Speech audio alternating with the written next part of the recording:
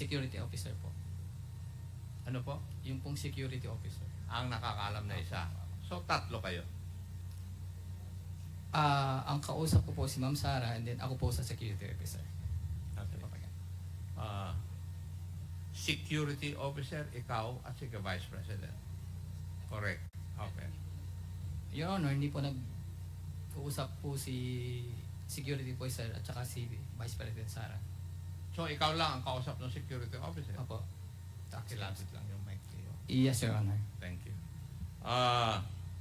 Bago tayo pumunta sa mga pinaggamitan ng confidential funds, dito muna tayo sa paano ba ipaprocess ang confidential funds.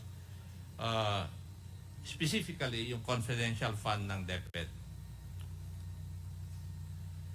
Ang una pong step, Mr. Farda, is yung disbursement voucher.